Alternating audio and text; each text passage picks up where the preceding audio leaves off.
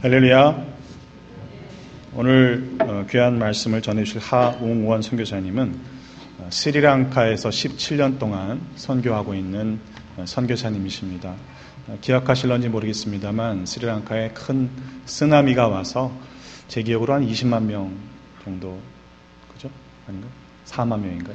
제가 좀 과장을 심하게 했군요. 그래도 4만 명이면 엄청난 희생이죠. 그렇게 사망자가 있을 때 현장에서도 사역했던 그런 분이시고, 개인적으로는 제 신학교 동기입니다. 27년 전에 감신에 같이 입학해서 신학을 했는데 하나님께서 또 서아시아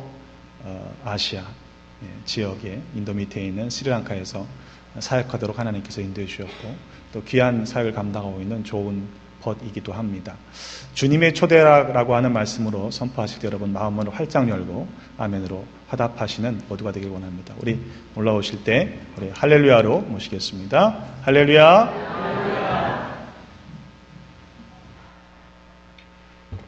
할렐루야. 반갑습니다. 저는 스리랑카라는 나라의 선교사로 이제 어느덧 17년이 흐른 것 같아요. 여러분 만나 뵙게 돼서 너무너무 감사하고, 또 하나님께 찬양하고 예배하고 특별히 감사하는 이 맥주 주일을 맞아서 더 감사한 그런 마음이 있는 것 같습니다. 아멘. 주의 말씀을 나누기 전에 스리랑카 찬양을 제가 준비했습니다. 사실은 한국 찬양인데 그 나라의 그 찬양이 너무 좋아서 그 나라에 가서 그 나라 말로 이렇게 번역을 해서 사람들과 더불어서 찬양을 했는데, 거기도 스리랑카 사람들이 저희 나라 사람들이랑 이렇게 정서가 비슷해요. 그래서 그 찬양인데 그 찬양을 주의 말씀을 나누기 전에 하나님께 찬양을 하려고 합니다. 좀 틀어주시죠. 찬양을 아시는지 모르겠어요. 신실하게 진실하게 거룩하게 라는 찬양입니다.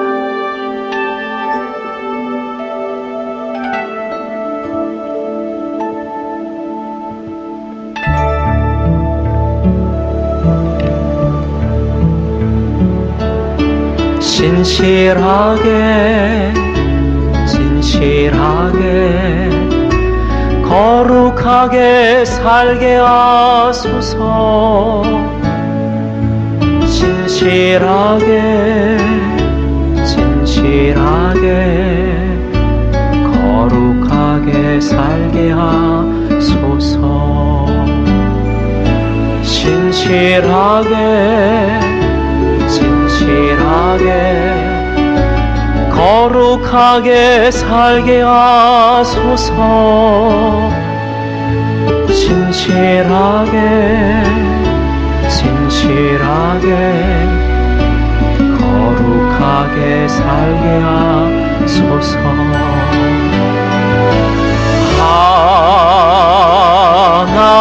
하나님 나의 기도 들어주소서.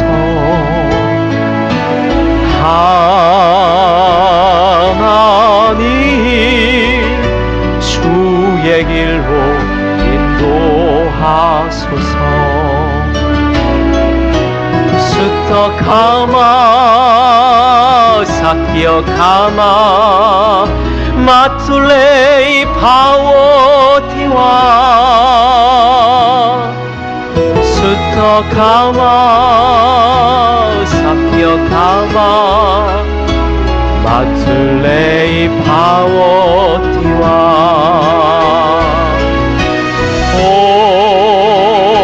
오마 스와미 아더가사 마하도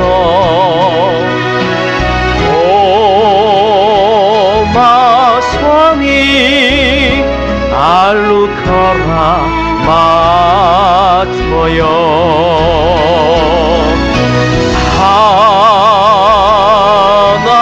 하나님 나의 마음 만져주소서.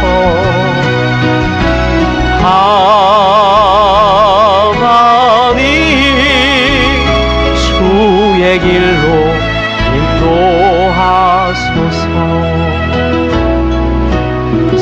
진실하게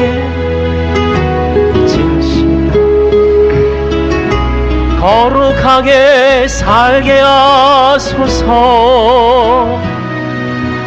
진실하게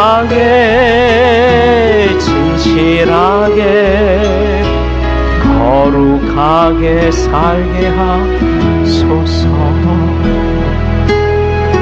할렐루야.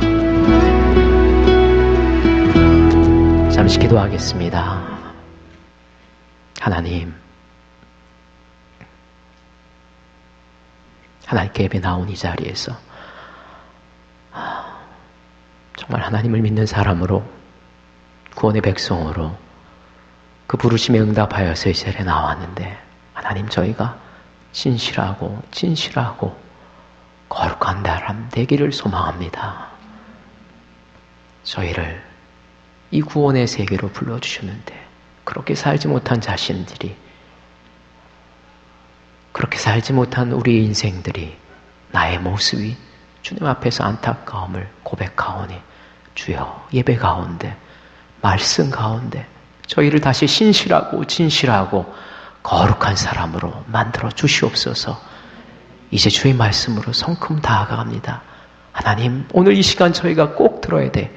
주의 말씀을 종의 입을 통하여서 선포되게 하여 주시옵소서. 온전히 주님께 맡기며 예수님의 이름 받들어 기도하옵나이다. 아멘. 할렐루야. 진실하고 거룩하게 사는 여러분 되시기를 주의 이름으로 축원합니다. 찬양하면서 제 자신의 모습이 좀 생각났습니다. 여러분 앞에 사랑하는 친구가 너무 좋게 소개해 주셔서, 그리고 장로님 기도하실 때 선교사라고 여러분한테 서 있지만 하나님의 말씀 앞에서 또 진실하지 못하고, 여전히 진실하지 못하고, 여전히 거룩하지 못한 모습을 이렇게 보게 돼요. 그러면서 다시 주의 말씀으로 이렇게 좀 비춰보는 저 자신에게도, 그리고 여러분에게도 시간 되기를 축원합니다.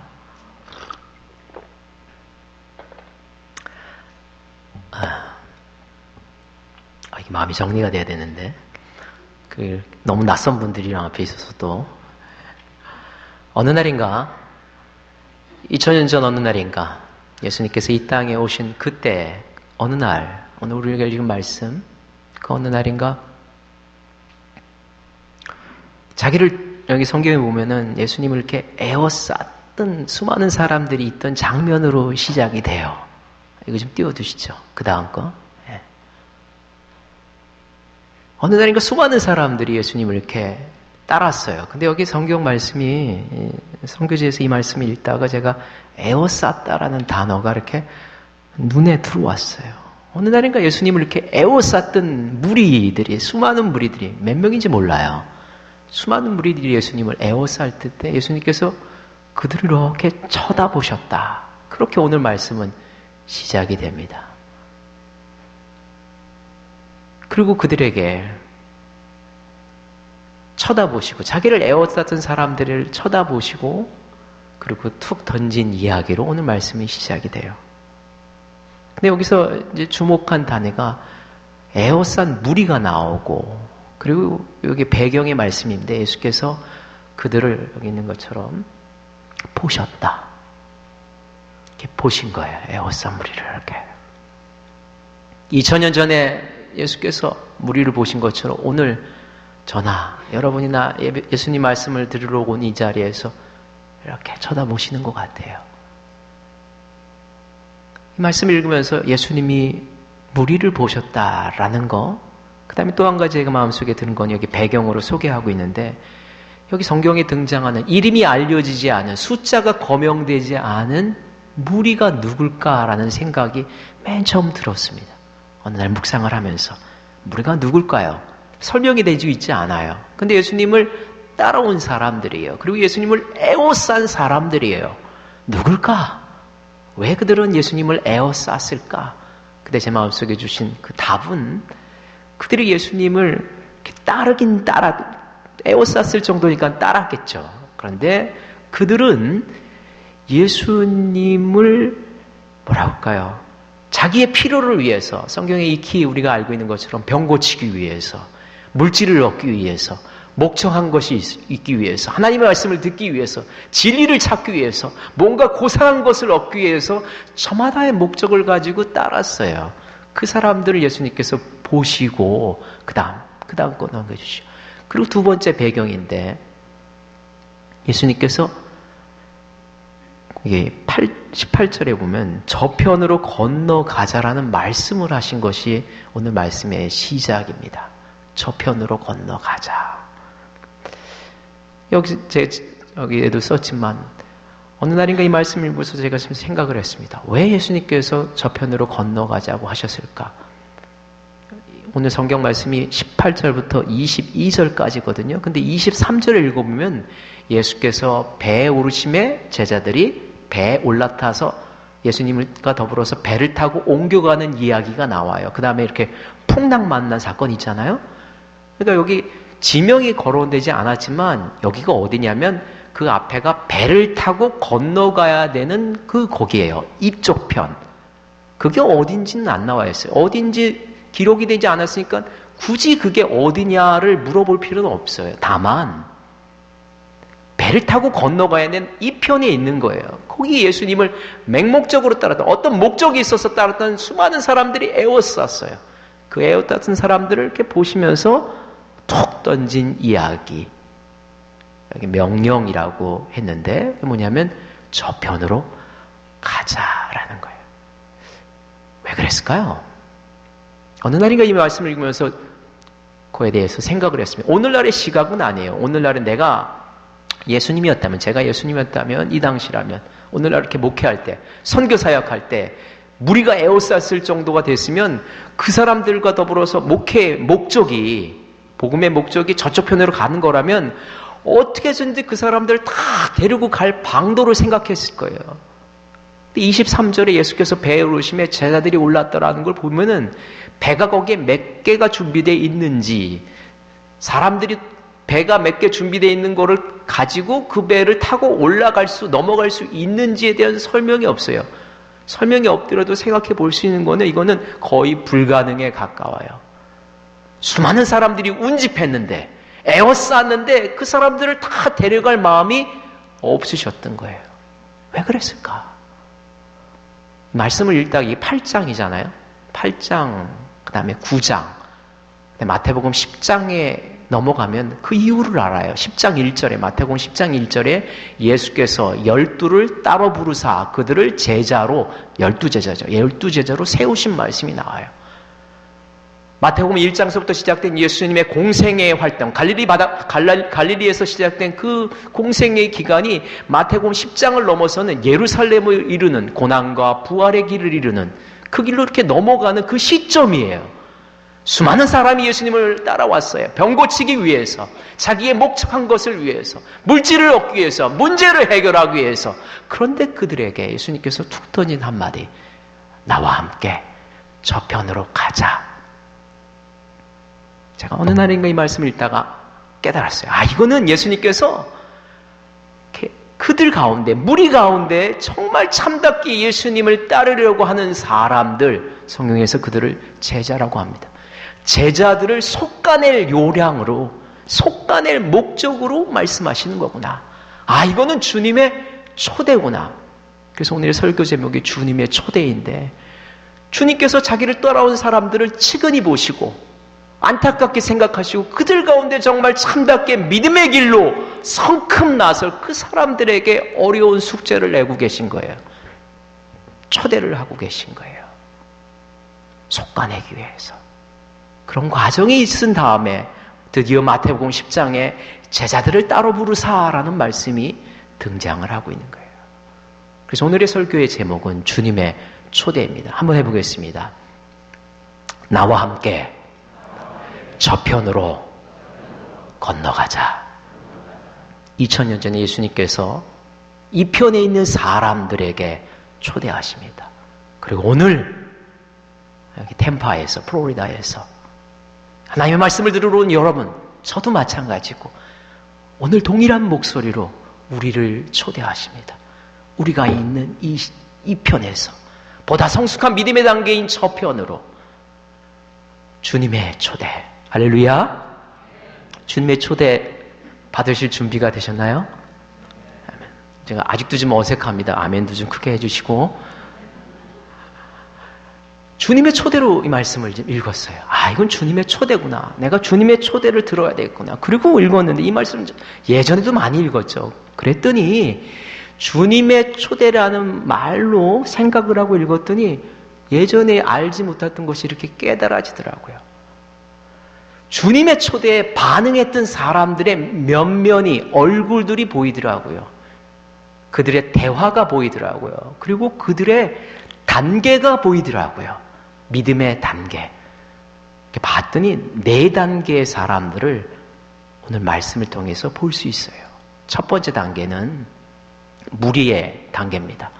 마태복음 8장 18절의 말씀이 무리의 단계예요. 이 무리의 단계는 뭐냐면 아까 말씀드렸듯이 오늘 배경에도 해당되는데 수많은 사람들이 예수님을 따랐어요.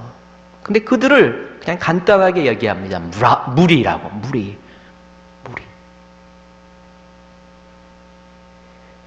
예수님을 따르긴 따르는데 에워쌀 정도로 따랐잖아요. 그냥 멀리 구경한 게 아니에요. 에워쌌다. 뭔가 목적이 있어서 따른 거예요. 그 사람들을 성경에서 무리라고 이야기합니다.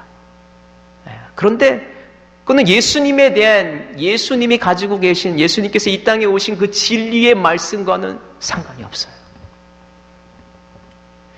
예수님을 향한 믿음과도 상관이 없어요. 왜 그들이 예수님을 따랐냐 하면은 본인이 원하고자 하는 목적을 예수라는 분이 해결해 줄 것 같아서, 그래서 따랐던 거예요. 이 말씀이 2000년 전에 얘기하고 있지만 제가 믿기는 성경은 거울입니다. 거울. 이렇게 우리 자신을 돌아봐야 돼요. 우리 자신을 돌아본다면 우리도 이 무리의 단계를 이렇게 거쳐서 여기에 와 있는지도 모릅니다. 교회 문턱, 교회당 문턱 이렇게 지나서 처음 교회 왔을 때 우리 다 목적하는 게 있었잖아요. 그 목적하는 것을 인지했든지 깨닫지 못했든지. 제가 어릴 때 주일학교를 이렇게 다녔습니다. 어머니 따라서. 근데 이렇게 주일학교 이렇게 다니다가 6학년 때 회의가 왔어요. 신앙의 회의가. 헌금을 하는 게 너무너무 아까운 거예요. 그때만 해도 저희 아버지가 교회를 안 다니셨거든요. 그래서 어머니랑 아버지랑 늘 교회 다니는 문제로 저희 어머니는 너무너무 열심을, 신앙생활 그냥 너무 열심히 하시는 것 때문에. 그래서 교회 안에서 교회 생활 하시는 거 보고 제가 마음이 좀 안타까웠어요. 어린 마음에. 이제 사춘기 시작될 때. 교회 어머니 따라서 이렇게 주일학교 이렇게 갔는데 그렇게 불편했어요. 그래서 초등학교 6학년 때 저희 어머니한테 나는 이제 교회를 안 가겠습니다. 내가 딱 생각해 보니까 이거는 아닌 것 같습니다. 이 진리의 길이 아닌 것 같습니다. 선포를 했는데 저희 어머니가 혼날 줄 알았어요.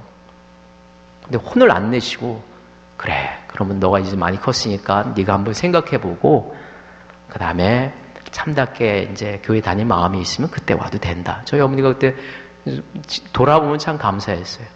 그리고 교회를 안 다니까 좋더라고요. 일요일날 또 TV 프로그램도 많이 있어서 좋아했는데 중학교를 이렇게 들어갔을 때 중학교 1학년 때 기억이 나는데 중학교 1학년 때 이제 토요일날 그때 이제 토요일날 일찍 수업이 끝나잖아요. 그래서 토요일날 수업을 하고 친구들이랑 농구 게임을 이렇게 막 했습니다. 농구 게임을 막 해서 아주 재밌게 되는데 그 한 친구가 갑자기 농구 경기를 하다가 가야 된다는 거예요. 그래서 어딜 가냐 그랬더니 교회를 가야 된다는 거예요. 한참 재밌는데. 그래서 무슨 교회, 나도 옛날에 교회 다녔는데 그거 별로다. 넌 가지 말고 나랑 같이 농구하자. 막 이렇게 했더니 가야 된대요. 자기도 농구 운동 너무 하고 싶은데 가야 된대요. 그래서 자꾸 얘기를 해봤더니 그 친구가 이유를 얘기하는데 자기가 그 중등부, 학생부, 그 중등부의 회장이 됐대요. 인원이 좀 없었나 봐요. 중학교 1학년에서 2학년 올라갈 때였는데 회장이 됐대는데 그때 제 마음속에 확 도전의식이 생겼어요. 야, 네가 회장이면 나는 가면은 총무 같은 거 바로 하겠다. 그리고 제가 톡 한마디 물어본 게 있습니다. 야, 그 교회 여자 맞냐? 그래서 갔습니다. 무리의 단계 예해드리려고 제가 이렇게 많이 얘기해요. 그렇게 왔잖아요. 아니신가? 진리가 궁금해서 왔나요? 왔잖아요. 어쩌다 보니까 왔잖아요. 문턱에. 목적한 게 있어서 왔어요. 목적이 해결되면 가는 거예요. 그 단계입니다. 수많은 사람들이 예수님 2000년에 따랐잖아요. 마태복음 9장인가요? 마태복음 몇 장이다. 9장 36절. 예수님께서 자기를 따르는 사람들을 재차 지목하시면서 이야기하신 게 있어요. 허다한 무리를 보시면서 예수님 만나려고 온 사람들이에요. 그런데 한탄하시면서 제자들한테 한 얘기예요. 얘들아, 저들을 봐라. 목자 없는 양처럼 헤매는 저 무리들을 봐라. 한탄하시는 그 이야기가 나와요.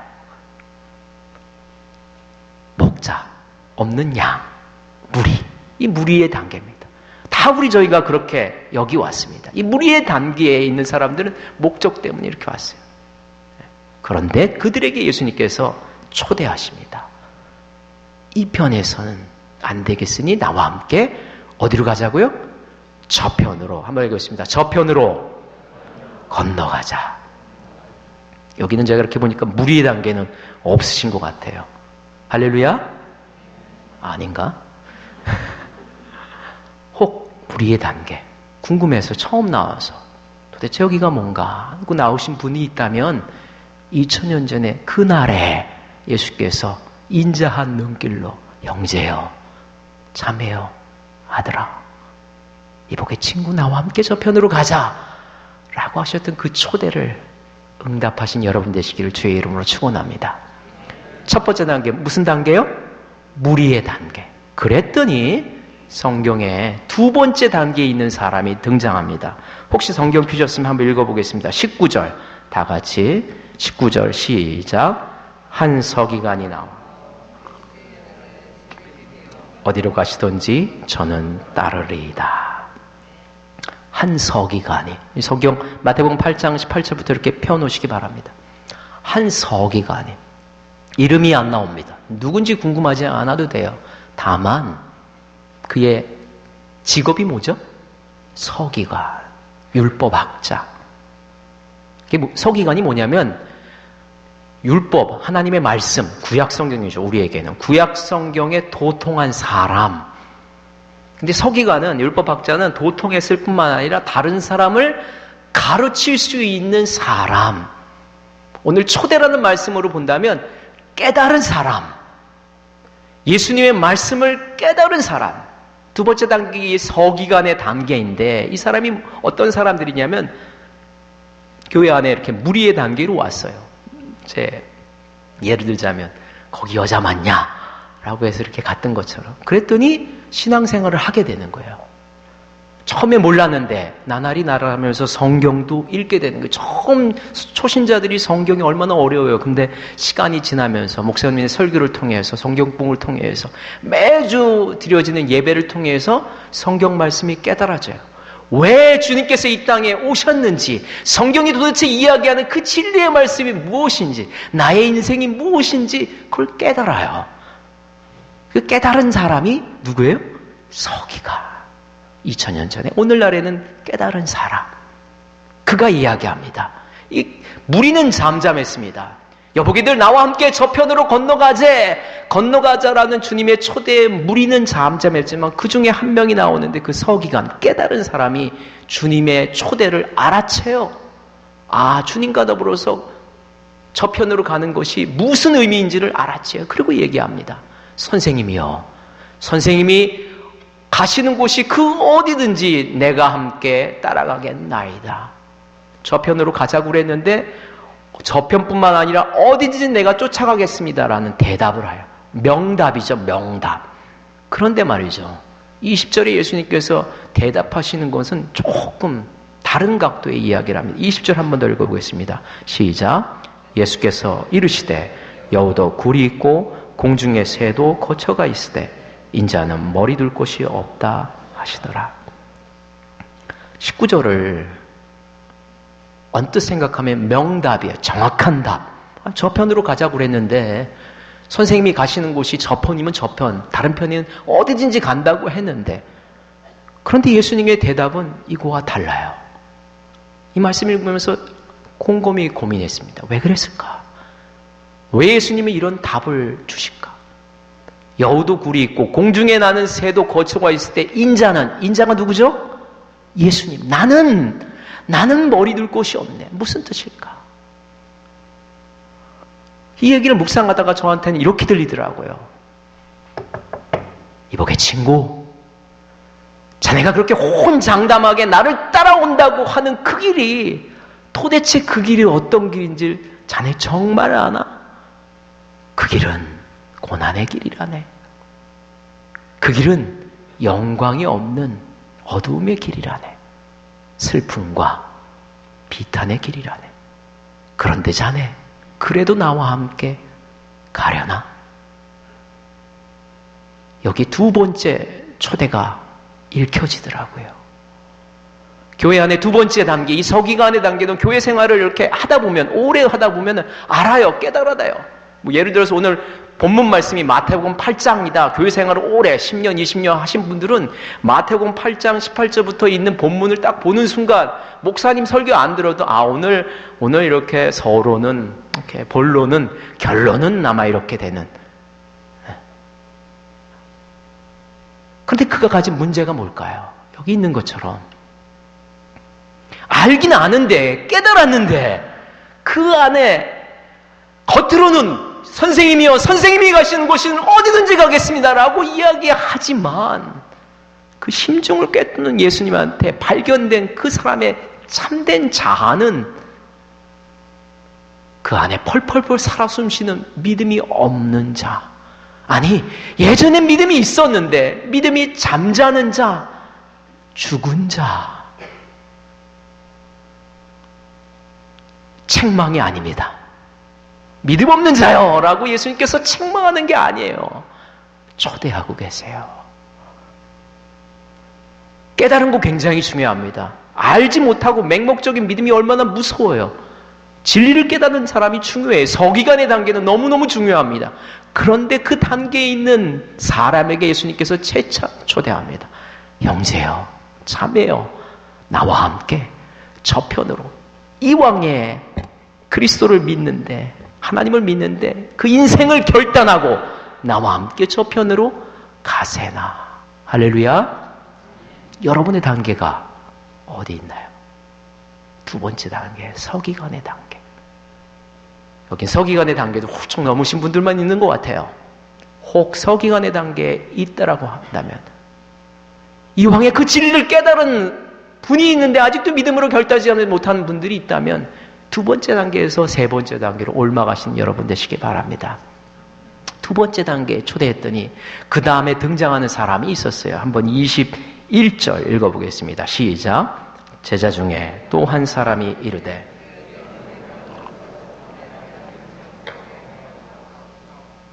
제자 중에 한 사람. 제가 a disciple이라고 썼는데 그냥 한 사람. 베드로일까요? 요한일까요? 안드레일까요? 몰라요. 중요하지 않아요. 제자, 예수님을 따르는 사람 중에 한 명이라고 돼 있어요. 그가 얘기합니다. 예수님한테. 근데 이 성경 말씀을 잘 읽어보면은 서기관은 두 번째 단계에 있는 서기관은 예수님을 뭐라고 불렀냐면, 뭐라고 불렀죠? 선생님. 근데 이거보다 좀 높은, 믿음의 높은 깊은 차원에 있는 이 세 번째 단계에 있는 제자 중은 예수님을 향하여서 뭐라고 불렀죠? 주여, 주님. 이 호칭이 달라요. 믿음의 태도가 달라요. 그가 얘기합니다. 단복에 알아차렸어요. 아, 예수님께서 지금 나와 함께 나를 초대하고 계시는구나. 내 인생을 결단하기는, 이 편에서 저 편으로 넘어가면 나는 다시는 이 편으로 돌아올 수 없구나. 내 인생을 주님과 더불어서 결단을 해야 되는구나. 아는 것뿐만 아니라 그 안에 펄펄펄 살아 숨쉬는 믿음이 있는 사람이라서 그 믿음으로 주님과 함께 인생을 결단하기로 고백하는 거예요. 근데 고백하려고 봤더니, 주님과 더불어서 그 배에 올라타려고 봤더니 문제거리가 있었어요. 아버지의 장래, 인생의 발목을 붙잡는 그 문제를 예수님께 이야기합니다. 주님, 예, 내가 깨달았어요. 마음의 준비도 됐어요. 주님 계신 그 배에 올라타서 저편으로 갈게요. 그런데 주님, 그런데 주여, 아버지 장례가 나와서, 여러분 아버지 장례가 나왔는데 예수님을 쫓아온 사람이잖아요. 지금 여기에. 근데 인생을 결단하려고 왔더니 그 문제가 남아있는 거예요. 아들이 자식된 도리로 마지막에 아버지 장례를 잘 치르고 예수님 쫓아갈게요. 얼마나 훌륭해요.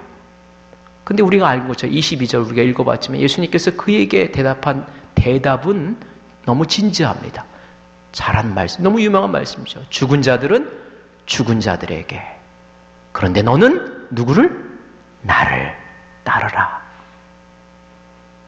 이 말씀의 의미가 뭘까요?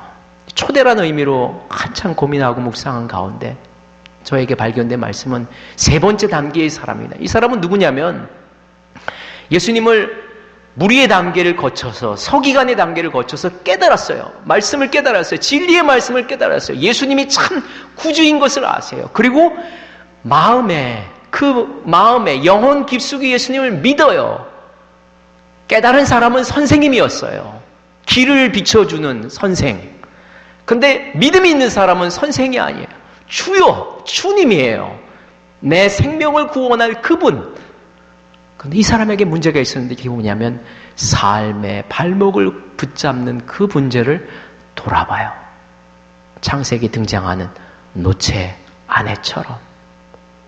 소돔과 고모라를 벗어났는데 소돔과 고모라에 두고 온 가족을 돌보면서 소돔과 고모라를 벗어났는데 결단했는데 소돔과 고모라에 두고 온 그 인생의 문제를, 발목을 붙잡는 문제를 돌아보는 그 사람. 주저주저하는, 예수님과 더불어서 그 배에 올라타는데 그 배에 안 올라타는 것도 아니고 믿음이 없다는 것도 아니에요. 그런데 돌아봐요. 제가 선교사로 17년 이제 있는데 이 말씀을 통해서 저 자신을 이렇게 바라봅니다. 저는 무리의 단계도 아닌 것 같고 서기관의 단계도 아닌 것 같아요. 세 번째 단계인 것 같아요. 그러니까 선교사로 그 땅에 가서 사역하고 있죠. 저 스스로에게 자평한다면. 그런데 이 세 번째 단계에 있는 저 자신을 이렇게 바라보게 돼요. 주님께서 한 배에 올라타서 이루고자 하는 선교 사역이, 스리랑카를 향한 선교 사역이 있는데 자꾸 돌아봐요. 안 될 것 같아요. 너무너무 어려워요.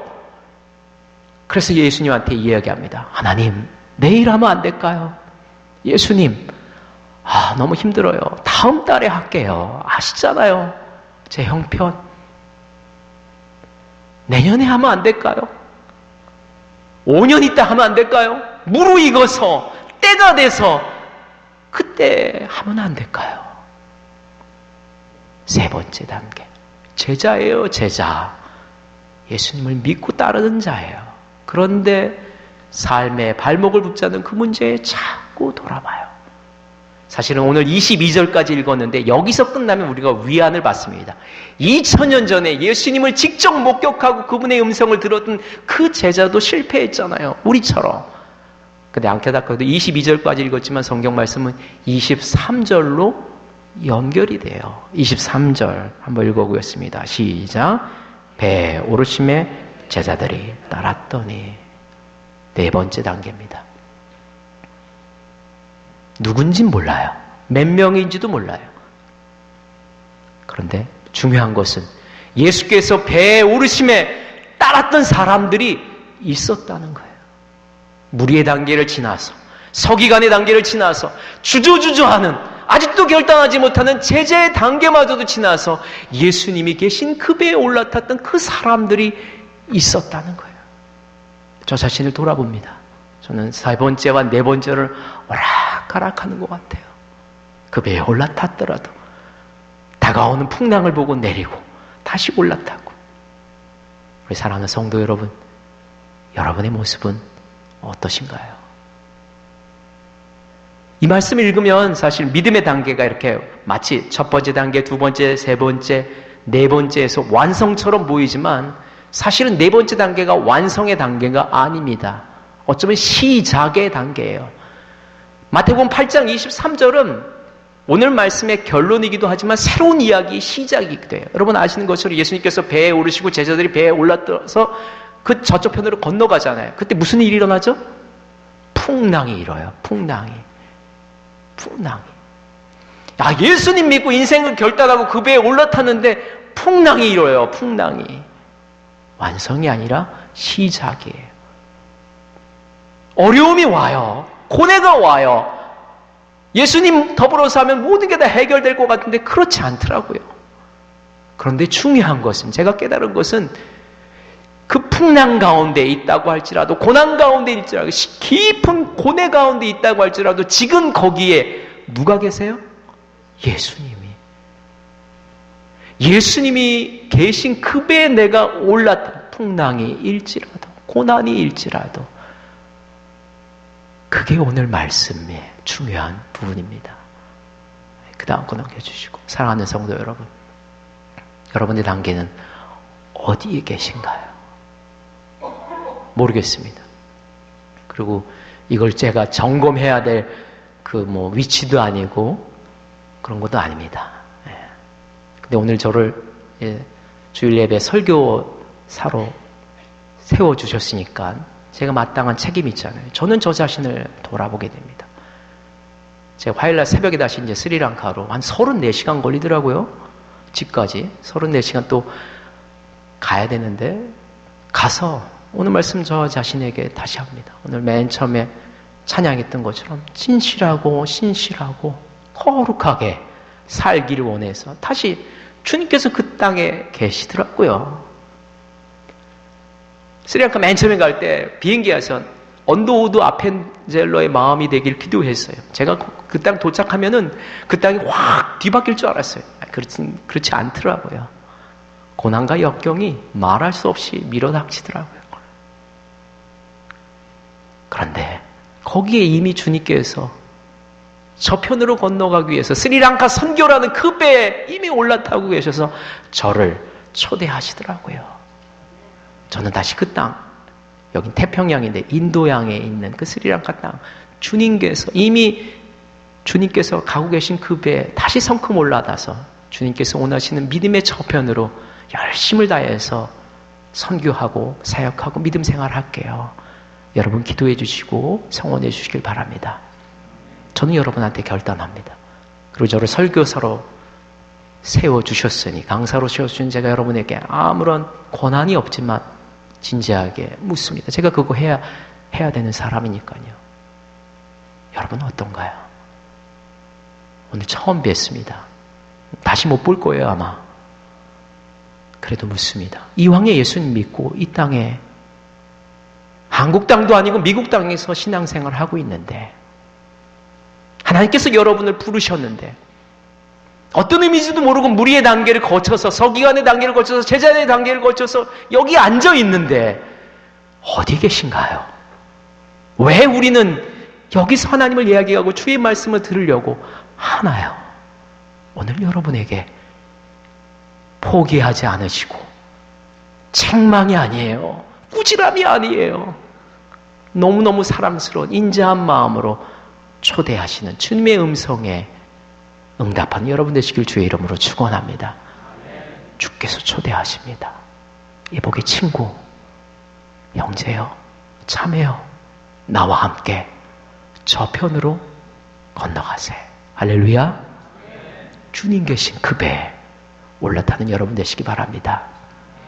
이 시간 제가 선교사역하면서 이렇게 1년 동안의 것들을 이제 한 4, 5분 되는 동영상으로 이렇게 묶었는데, 오늘 스리랑카 선교사가 설교하는 건데, 저에게 있어서 주님 계신 그 배예요. 그 배에서 일어나는 그거를 이렇게 모아놓은 동영상인데, 그 동영상을 보고 스리랑카에 대한 선교적인 부분도 좀 이해하는 시간을 가지면 좋겠고, 더 자세한 이야기는 오늘 점심 식사 이후에 1시에 좀 가능하신 분들 오셔서 얘기를 나눴으면 좋겠고, 마지막으로 한번 보면서 말씀을 좀 마감하려고 합니다. 한번 틀어주시죠. 나무꽃과도 주님을 바꾸지 않으리. 다른 어떤 은혜. 저 인도입니다. 인도 밑에 있는 조그만 섬나라. 제가 있는 데가 캔디라는 곳인데 거기에 있습니다. 내 삶의 도움이시니 주의. 스리랑카는 500년 전에 기독교 선교가 이루어졌어요.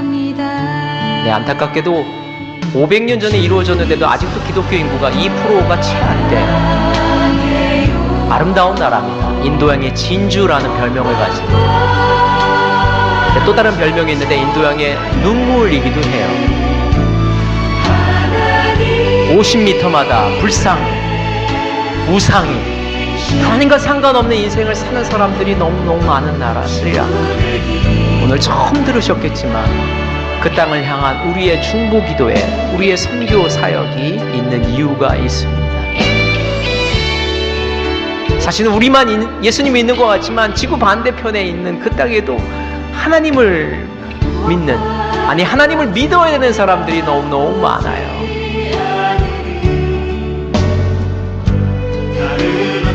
어쩌면 주님께서 우리에게 원하시는 저편의 인생, 저편의 믿음, 성숙한 믿음의 단계가 복음을 모르는 사람, 불쌍하고 가난한 사람, 하나님의 사랑으로 인생을 인생답게 살아야 되는 사람을 향한 큰 성숙한 믿음의 단계인지도 모를 겁니다.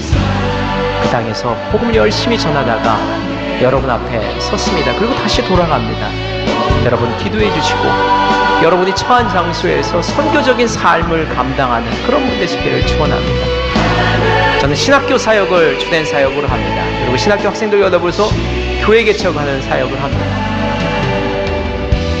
감사하게도 그간에 많은 열매들이 있었고 갈 길이 많이 남아있지만 주님께서 은혜 주셔서 이렇게 잘 감당하다가 돌아왔습니다.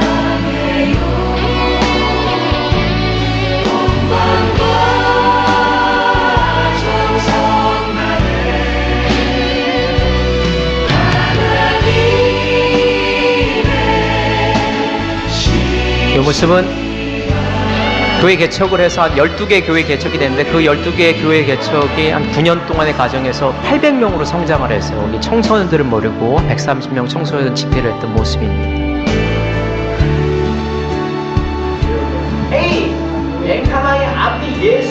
그날은 언어도 3가지 있습니다. 싱갈러, 타미로, 영어.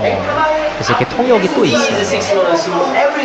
그래서 영어로도 싱갈라도 타미로도 사용을 합니다. 이렇게 집회하는, 청소년 집회하는 모습입니다. 저희만 예수님 믿는 것 같지만 거기에 더 예수님을 간절하게 믿는 사람들이 있어요. 네. 아직도 달려갈 길이 많이 남았지만 숨을 헐떡이면서 주님이 이미 그 땅에 계신 주장하시는 선교의 그 배에 올라타서 나아가고 있습니다.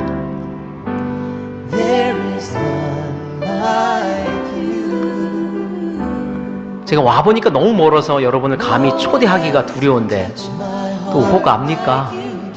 그럼 기회 되시면 스리랑카 땅에 오셔서 선교의 도구로 또 쓰여만 일이 주님이 허락하신다면 있기를 또한 소망합니다. 단기팀이 와서 장기 선교사가 못하는 일을 단기 선교사들이 해요. 단기팀들이 해요. 하나님의 오묘한, 오늘 성가대 찬양한 것처럼 오묘한 신묘막측한 은혜 안에서 사역이 무럭무럭 자라나고 있습니다.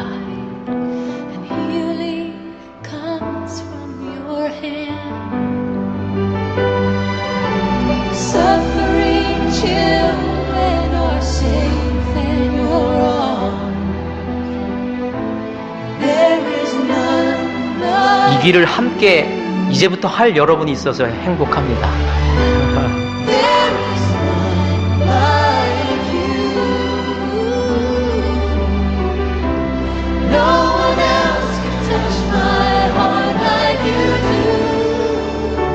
교회 봉헌하고 봉헌식 하는 그런 모습입니다.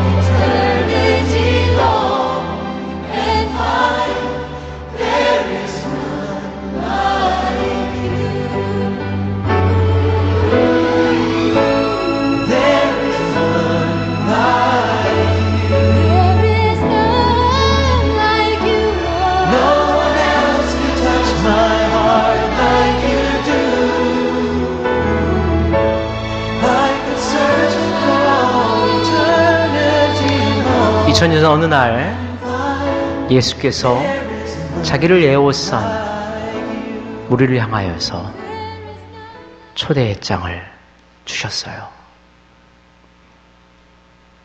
입으로만 호언장담하고 믿음이 적은 서기관을 측은히 여기시고 책망하지 않으시고 또 초대장을 주셨어요. 믿음으로 고백하지만 삶의 발목을 붙잡는 그 문제 가운데 주저주저하는 제자를 또 사랑스러운 눈으로 바라보시면서 초대장을 주셨어요. 그랬더니 그 예수님과 함께 배에 올랐던 사람들의 이야기가 오늘 여기에 있어요. 그 말씀이 여러분과 제게 오늘 주어졌어요. 어떻게 하시겠어요? 저는 인도양에 돌아가서 주님이 계신 그 배에 올라타서 최선을 다해서 그 길을 달려갈게요. 할렐루야. 여러분은 여기에서 어쩌다 보니까 여기 산 거 아니잖아요. 하나님의 그 묘한 신묘한 은혜 가운데 여기에 우리가 있잖아요. 나 하나의 인생 잘 살라고 여기 있는 거 아니잖아요. 나 하나의 인생 주님 안에서 주님의 은혜 가운데 잘 내 자녀들 잘 그것도 중요하지만 그게 2편이라면 그 2편에서 주님과 더불어서 보다 높은 하나님께서 정말 원하시는 그 믿음의 세계로 성큼 그 배에 올라타는 태평양에서 여러분은 그런 여러분 되시기를 주의 이름으로 축원합니다. 기도하겠습니다. 하나님, 아버지요, 오늘 저희에게 초대하시는 주님의 음성을 듣고 이제 고백합니다. 하나님 예수님, 저희의 믿음의 자리가 어디 있나요?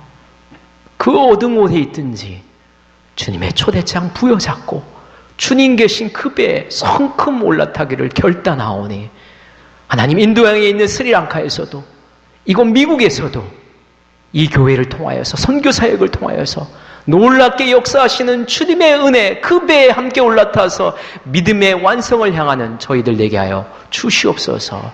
온전히 주님께 맡겨드리며 예수님의 이름 받들어 기도하옵나이다. 아멘.